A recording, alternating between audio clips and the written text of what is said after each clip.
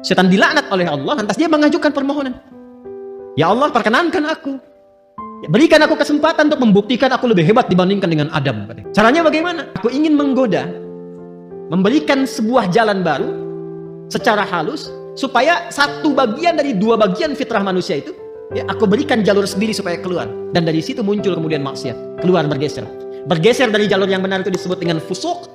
Ya, pelanggarannya disebut dengan asa, sifatnya disebut dengan maksiat. Maka dibuatlah oleh setan itu sebuah jalur baru, ya, dengan cara yang halus, akan-akan tak terasa, kayak air meresap tiba-tiba basah. Dalam bahasa Arab disebut dengan was-was. Ini yang menjadikan dalam jiwa kita selalu ada pergolakan. Sesuatu yang bergolak, tidak pernah tenang pada satu keadaan, itu bahasa Arabnya disebut dengan kolbun. Jadi kata kolubah ya kelabu. Sesuatu yang senantiasa bergolak. Karena itu tempat bernaungnya nafas disebut dengan kolbu, untuk memberikan kesan bahwa di dalamnya selalu ada pertarungan antara nilai-nilai kebaikan diakumulasi oleh takwa dengan bisikan-bisikan setan yang membuat fujur itu mandiri untuk keluar. Apakah Allah membiarkan begitu saja? Tidak. Allah punya sifat Rahman, punya sifat Rahim, dan rahmat Allah kepada hambanya itu tidak bisa dinilai, saking luasnya. Maka saking sayangnya Allah kepada kita, ditetapkanlah dua hal. Dan ini yang betul-betul kita jaga.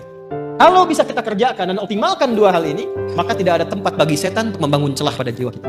Satu, secara fitrah, Allah tugaskan malaikat untuk mensupport jiwa takwa itu. Jadi ada malaikat yang bertugas juga mendampingi kehidupan kita, yang diantaranya memberikan dorongan-dorongan pada kebaikan. Karena itu menariknya, malaikat disebutkan 88 kali dalam Al-Quran, setan disebutkan 88 kali. Dan itu akan selalu bertarung, bisikan-bisikan itu. Allahu Akbar, Allahu Akbar. Pernah ada suasana hati? Cepat, sudah adzan, siap-siap. Pernah ada begitu? Tapi ketika La ilaha illallah baru adzan, belum qomat. Ya itulah pertarungannya selalu begitu. Maka apa kata Nabi SAW?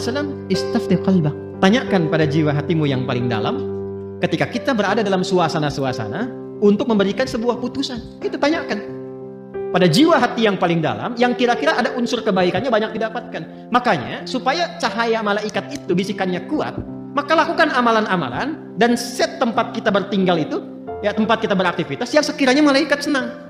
Di rumah misalnya ada suasana yang kira-kira malaikat gak senang, jauhi. Hal yang kira-kira menyenangi malaikat, datangi.